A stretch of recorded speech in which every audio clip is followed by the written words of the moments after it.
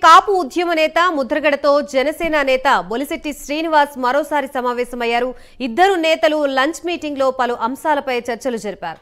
సంక్రాంతి తర్వాత కిర్లంపూడికి జనసేన అధినేత పవన్ కళ్యాణ్ రానున్నారు. సేనాని ముద్రగడ్ని కలిసిన తర్వాత జనసేన పార్టీలో చేరే అవకాశం ఉందని ముద్రగడ ముఖ్య అనుచరులు తెలిపారు.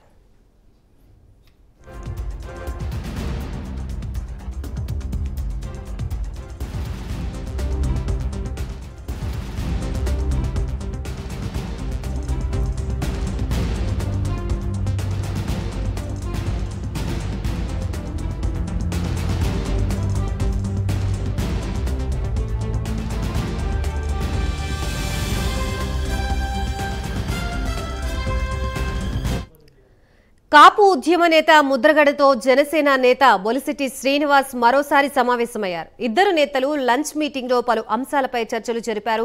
సంక్రాంతి తర్వాత కిర్లంపూడికి జనసేన అధినేత పవన్ కళ్యాణ్ రానున్నారు.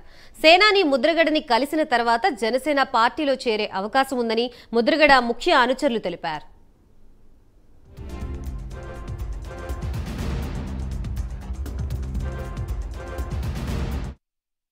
రైట్, మొత్తంగా సంక్రాంతి తర్వాత ఉద్యమ నేత ముద్రగడ పద్మనాభం జనసేనలోకి చేరుతారు అనే వార్తలు తారాస్థాయికి చేరుతున్నాయి. దీనికి సంబంధించి కంప్లీట్ అప్డేట్స్ ఇవ్వడానికి మా ప్రతినిధి వర్మ సిద్ధంగా ఉన్నారు. వర్మ, గాయత్రి, కొద్దిసేపటి క్రితం ఏదైతే తాడేపల్లిగూడెం జనసేన పార్టీ ఇన్ఛార్జ్ బొలిశెట్టి శ్రీనివాస్, అలాగే ఆయన అనుచరులు, కొంతమంది జనసేన నేతలు, ముఖ్యంగా ఏదైతే పర్తిపాడు నియోజకవర్గ జనసేన ఇన్ఛార్జ్ ఎవరైతే ఉన్నారో రుపుల తమ్మయ్య బాబు, వీళ్ళతో పాటు కొద్దిసేపటి క్రితం ముద్రగడ పద్మనాభాన్ని కలవడం, అరగంట పైగా చర్చలు జరపడం, మీడియాకు కూడా బొలిశెట్టి శ్రీనివాసు కొన్ని వ్యాఖ్యలు కూడా చేసిన పరిస్థితి ఉంది. ఈ వారంలో 2 రోజుల క్రితమే బొలిశెట్టి శ్రీనివాసు అనుచరులు కలవడం, మళ్ళీ తాజాగా 2 రోజుల తర్వాత ఈరోజు మళ్ళీ రెండోసారి కలిసిన పరిస్థితుల్లో ప్రస్తుతం ఏదైతే వైసీపీలోకి ముద్రగడ పద్మనాభం వెళ్ళిపోతున్నారని చాలా వార్తా మాధ్యమాల్లో ప్రచారం అయినాయన్నీ అవాస్తవాలు, తప్పుడు కథనాలన్నీ ప్రచారం చేస్తున్నారు. వీటన్నిటికీ ముఖ్యంగా ముద్రగడకి తానుకు ఉన్న పరిచయం రీత్యా కూడా నేను ఆయన స్వయంగా ఫోన్లో సంప్రదిస్తే నేను వైసీపీలోకి వెళ్ళలేదని ఆయన స్వయంగా నాకు చెప్పడం జరిగింది. అయితే అటు తర్వాత జనసేనలకు రావాలని నేను చెప్పడం, ఏదైతే పవన్ కళ్యాణ్ 4 రోజుల క్రితం రాసినటువంటి లెటర్ ఏదైతే ఉందో కాపులందరూ కూడా ఏకతాటిపైకి రావాలి, కాపులంతా కలిసి పోటీ చేయాలన్న లెటర్ని స్వాగతిస్తూ కూడా సమర్థిస్తూ కూడా పద్మనాభం వ్యాఖ్యలు చేశారు. నేను ఈ సమాచారాన్ని పవన్ కళ్యాణ్కి చేరవేశాను. అటు తర్వాత ఆయన కొన్ని సూచనలు చేశారు. ఆ సూచనల ప్రకారం మళ్ళీ నేను కలవడానికి ముద్రగడ పద్మనాభానికి ఆయన ముందుంచేందుకైతే ఏదైతే ముద్రగడ పద్మనాభం జనసేనలో చేరికపై ఒక స్పష్టత, క్లారిటీని ఇచ్చే విధంగా ఒక సందేశాన్ని బొలిశెట్టి శ్రీనివాసు పవన్ కళ్యాణ్కి చేరడం, అటు నుంచి ఆయన చెప్పినటువంటి సందేశాన్ని తిరిగి వచ్చి మళ్ళీ ఈరోజు ముద్రగడ పద్మనాభం ముందు ఉంచిన తర్వాత సుమారు అరగంట పైగా చర్చలు నడిచిన తర్వాత భోజనం కూడా చేసి అటు తర్వాత బయటకు వచ్చి బొలిశెట్టి శ్రీనివాసు ప్రస్తుతం జనసేనలో నీతి నిజాయితీ గల ఎవరైతే రాజకీయ నాయకులు ఎవరైతే ఉన్నారో వాళ్ళందరినీ ఖచ్చితంగా జనసేన వైపు వచ్చే అవకాశాలు మెండుగా కనపడుతున్నాయి. ప్రస్తుతానికి ఏదైతే 10 రోజుల పాటు వైసీపీలో ఉన్నటువంటి అంబర్రాయుడు, ఏదైతే కాపు సామాజిక వర్గానికి చెందిన అంబట్రాయుడు జనసేన వైపు రావడం, అటు తర్వాత ముద్రగడ రాక, ఈ రెండు చూస్తుంటే ప్రస్తుతం కాపు సామాజిక వర్గానికి చెందిన ప్రముఖ నేతలందరూ కూడా జనసేన వైపు, ఏదైతే ప్రధానంగా పవన్ కళ్యాణ్ ముఖ్యంగా ఒక లేఖ కాపు నేతలకు అందరికీ, కాపు సామాజిక వర్గానికి సంబంధించి పెద్దలందరికీ ఒక లేఖ విడుదల చేసిన తర్వాత ఈసారి ఖచ్చితంగా కాపు నేతలందరూ ఒకే సామాజిక వర్గానికి సంబంధించిన వారు, కాపు సామాజిక వర్గానికి సంబంధించినంత వరకు ఖచ్చితంగా ఒకే తాటిపై ఒకే మాటపై ఉండాలి అని నిర్ణయించుకున్నట్లే అని ఆ లేఖ ద్వారా అర్థమవుతోంది. దానికి తగ్గ పరిణామాలు చూస్తుంటే తొలుత అంబట్రాయుడు, తర్వాత ఇప్పుడు ముద్రగడ పద్మనాభం, ఆయనతో పాటు ఆయన కుమారుడు కూడా జనసేనలో చేరతారు. ఖచ్చితంగా ప్రత్యక్ష రాజకీయాల్లో జనసేన వైపు నుంచి పోటీకి దిగుతారని కూడా సంకేతాలు ప్రస్తుతం బొలిశెట్టి శ్రీనివాసు వ్యాఖ్యల ద్వారా అర్థమవుతున్న పరిస్థితి అయితే ఉంది.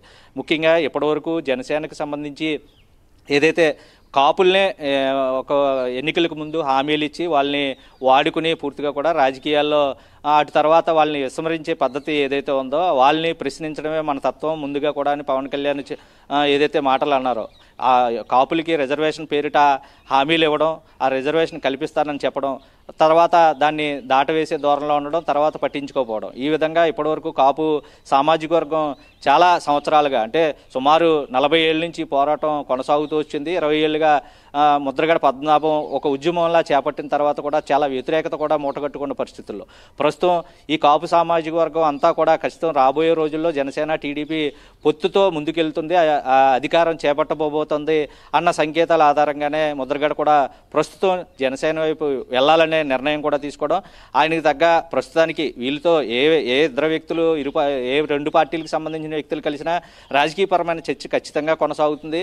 కాబట్టి వాళ్ళు వచ్చిన తర్వాత వాళ్ళు మాట్లాడే ఏంటంటే జాయినింగ్ సంబంధించి అధికారంలో ఏ పార్టీలో జాయిన్ అవుతారని వాళ్ళు ఆహ్వానించడం, దానికి తగ్గ నేను సమాధానం చెప్పడం, అటు తర్వాత ఏ ఇద్దరు వ్యక్తులు కలిసినా ఏం చెప్పకపోయినా రాజకీయాల గురించి చర్చించుకున్నారని అందరూ అనుకునే విషయం అని చెప్పి ముద్రగడ పద్మనాభం కూడా దాటవేస్తూ చెప్పినా ఖచ్చితంగా ఇప్పటివరకు ఒకవైపు తొలుత జనసేన నాయకులు కలవడం, అటు తర్వాత మరుసటి రోజు ఉదయం టీడీపీ నేత జ్యోతుల్ నెహ్రూ కలవడం, వీళ్ళిద్దరిని కలయికని యాక్సెప్ట్ చేస్తున్నారే కానీ వైసీపీ నేతలు ఎవరు వచ్చినా సరే తిరస్కరించడం, ఫోన్లో కూడా తొలుత సంప్రదించిన అటు తర్వాత మాట్లాడేందుకు సుముఖత వ్యక్తం చేయలేని కారణంగా పూర్తిగా కూడా వైసీపీకి పద్మనాభం ఇప్పటికే దూరం అయ్యారని ఖరారు అయిపోయిన పరిస్థితులు అయితే ఉన్నాయి.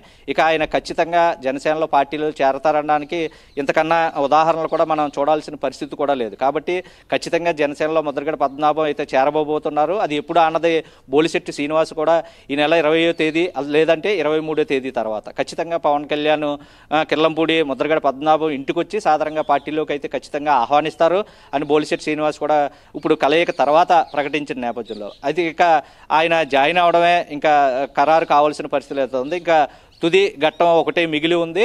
ముద్రగడ పద్మనాభం జనసేన తీర్థం తీసుకున్నట్లే అని మనం భావించాల్సిన పరిస్థితులు కూడా ఉంటాయి. ఎందుకంటే ఆయన మాట్లాడుతున్న విధానం కానీ కలుస్తున్న నేతల పరంపర కానీ చూస్తూ ఉంటే ఖచ్చితంగా జనసేనని ఆయన చేరబోతున్నారన్నది స్పష్టంగా ఆయన చెప్పకనే చెప్పినట్టు ప్రస్తుతం కలయికలను బట్టి కూడా తెలుస్తుంది. 2 రోజులు వ్యవధిలోనే బొలిశెట్టి శ్రీనివాస్ రెండోసారి ముద్రగడ పద్మనాభాన్ని కలవడం పట్ల పూర్తిగా కూడా రాజకీయం అనూహ్యమైన మార్పులు తిరుగుతోంది. ఖచ్చితంగానే ఏదైతే ఉమ్మడి తూర్పుగోదావరి జిల్లాలో ఎక్కువ సీట్లు ఏదైతే ఏ పార్టీ అయితే సాధిస్తుందో అది ఖచ్చితంగా రాష్ట్రంలో అధికారాన్ని సాధిస్తుందన్న నానుడు ఏదైతే ఉందో దాన్ని నిజం చేయడానికి ముద్రగడ ప్రస్తుతం తన ముద్రనే అయితే ఖచ్చితంగా చూపిస్తారు. పూర్తిగా కూడా రాబోయే రోజుల్లో ముద్రగడ తన ప్రభావం కూడా ఉంటుంది. గ్లాసు గలగల్లో ఉమ్మడి తూర్పుగోదావరి జిల్లా ఖచ్చితంగా ఉంటాయని చెప్పి కూడా ప్రస్తుతం ఆయన అనుచర వర్గం ఆయన ఏదైతే జిల్లా వాసులు కూడా చెప్తున్న పరిస్థితి అయితే ఉంది. ఇక ముహూర్తం ఖరారు కావడమే పవన్ కళ్యాణ్ అయితే స్వయంగా వచ్చి ముద్రగడని పార్టీలోకి ఆహ్వానించడానికి పండగ తర్వాత 20వ తేదీ లేదా 23 తర్వాత ఖచ్చితంగా కొలుస్తారని బొలిశెట్టి శ్రీనివాస్ కూడా చెప్పడం అయితే జరిగింది. ముఖ్యంగా ముద్రగడ ప్రస్తుతం జనసేన వైపే అడుగులు వేస్తున్నారు అన్నదానికి ఇది ఒక సంకేతం. గాయత్రి రైట్. వర్మ కాపు ఉద్యమ నేతగా ముద్రగడ పద్మనాభం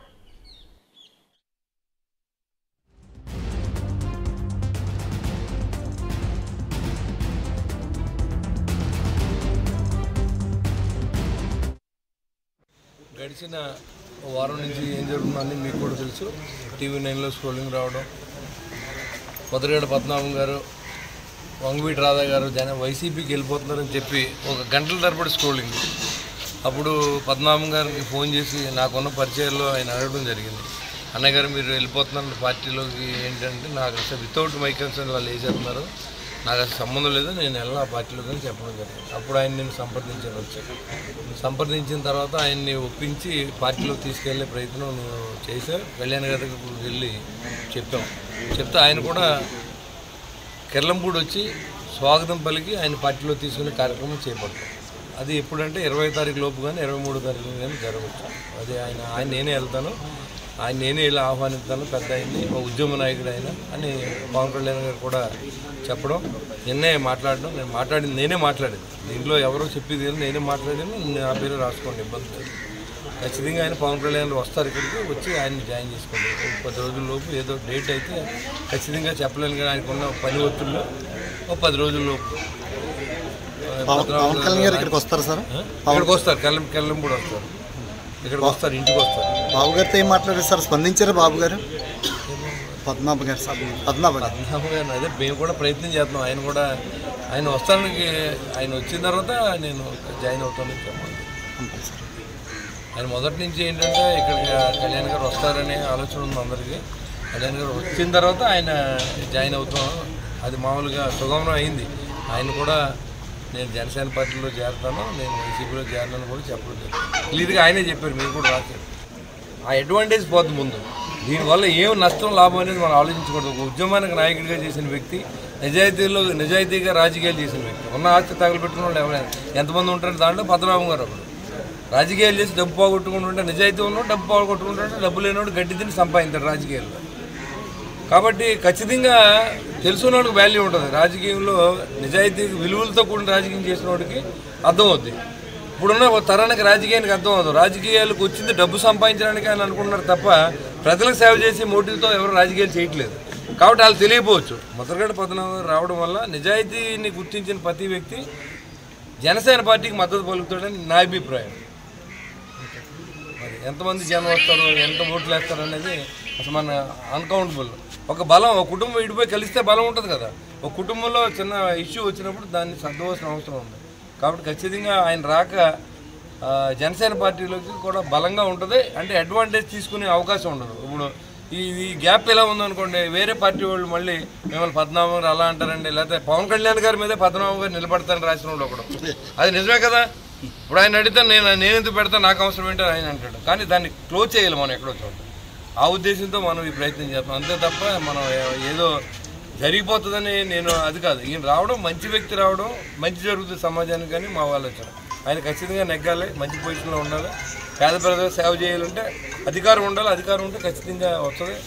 జనసేన టీడీపీ పార్టీలు రెండు కలిసినప్పుడు ఖచ్చితంగా అధికారం వస్తుంది. కాబట్టి ఇలాంటి వ్యక్తులు ఉంటే ఆయనకి సేవ చేసే అవకాశం ఉంటుంది. కాబట్టి ఆలోచన చేసి మేము అందరినీ కూడా కన్విన్స్ చేసి ఇద్దరినో దారి తీసుకొచ్చాం. ఆయన కూడా ఇక్కడ రాబోతూ ఉన్నారు. రానున్న రోజుల్లో, వారం రోజుల్లో, 15 రోజుల లోపల ఆయన కిర్లంపూడి వస్తారు. ఇది ఆయన చెప్పిన మాట, నేను